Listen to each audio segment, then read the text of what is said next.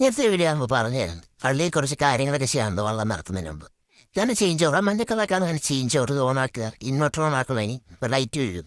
ഞാൻ ബാറ്ററിയാണ്, നാല് ബാറ്ററി ഇരിപ്പുണ്ട്. ഇനി നമുക്ക് റേഡിയേറ്ററിനകത്ത് വെള്ളമുണ്ടോ നോക്കണം, വെള്ളമൊക്കെ ചെക്ക് ചെയ്യണം. വെള്ളമൊക്കെ ഉണ്ട്, ആവശ്യത്തിനുള്ള വെള്ളമുണ്ട്. ഉളൻ്റാണ്, ഉളൻ്റെ ഒക്കെയാണ്. എന്നിട്ട് നമുക്ക് അതൊക്കെ അടച്ചിട്ട് ഫാൻ ബെൽറ്റൊക്കെ ടൈറ്റാണോ ലൂസാണോ ഇളക്കം വല്ലതും ഉണ്ടെന്നൊക്കെ നോക്കുക.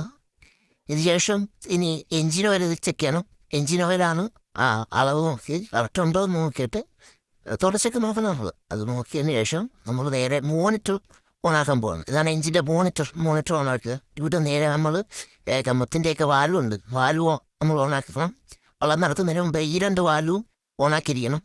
വെള്ളം കൊണ്ട് തിരിച്ചു കുറ്റി ഇടുമ്പോൾ ഇതേപോലെ നമ്മൾ വാൽവ് കൂട്ടുകയും വേണം.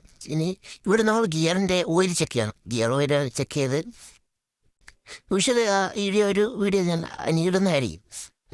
ഇവിടെ നിന്ന് ഇനി നമുക്ക് ഒരു ബാക്ക് വ്യൂ കാണാം. ആ നേരെ കാണുന്നതാണ് ഗിയർ, അതിൻ്റെ ഫ്രണ്ടിരിക്കുകയാണ് എഞ്ചിൻ. ഇനി എഞ്ചിനൊന്ന് തുളച്ച് ദൈവമേന്നും പറഞ്ഞ് നമുക്ക് കടലിൽ പോകാൻ പോകല്ലേ, ദൈവമേന്നും പറഞ്ഞ് തൂത്ത് തുളച്ചതിന് ശേഷം നമുക്ക് നടത്താൻ പോരാണ്ടാണ്.